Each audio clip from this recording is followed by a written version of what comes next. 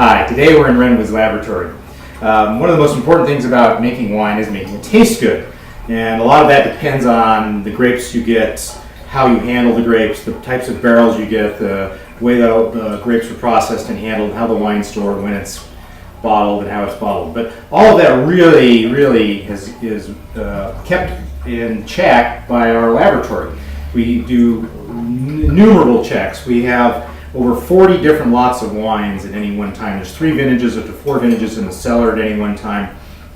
Thousands of barrels, dozens and dozens of tanks. So we have a staff that goes through every day and samples the wines and brings them into the laboratory for a series of basic tests. And those basic tests concern both acidity, which is how tart the wine is, the strength of the acidity, the pH. We have a total acid stand right here.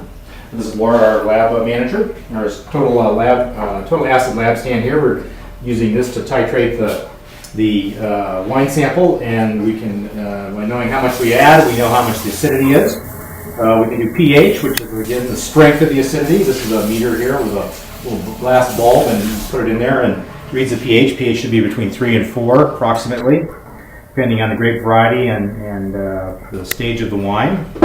Other tests we like to keep our eye on is sulfur dioxide, which is a preservative in the wines. We have a sulfur dioxide station here.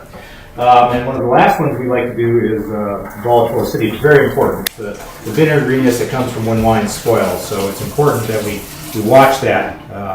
If the wines get a little bit of neglect in the cellar, that number is going to go up. We like to keep our VAs fairly low.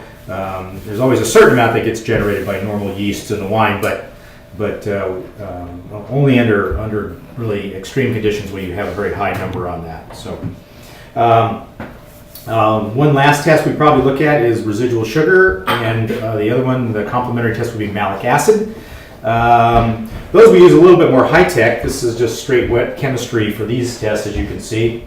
For that, we use a spectrophotometer, which is a device which outputs a beam of ultraviolet light, and then we use a set of small plastic vials and some enzymatic tests using linked enzyme technology. It's pretty simple, even so, and we can output and get a nice number for both the malic acid and the residual sugar. Some of the last tests we normally would do here but don't anymore is alcohol.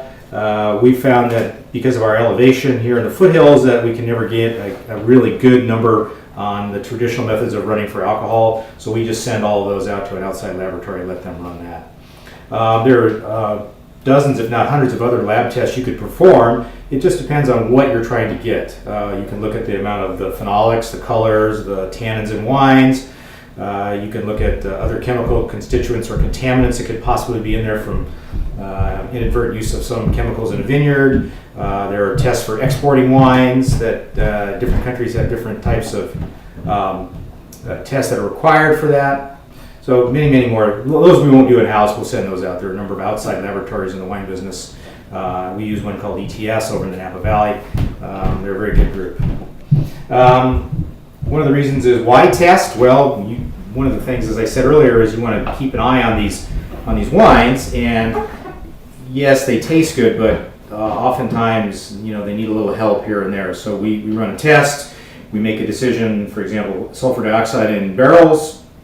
We blend a batch of barrels together, we test the wines, and then if the sulfur dioxide is low, then we know how much to add, and we can just check and double check that we've added the correct amount. Some of the other tests we do just because we want to know what the acidity is, the pH is. Sometimes we can change those, sometimes we can't. That depends. The alcohol is one of those ones you really can't change other than by blending. We can't really do much about that.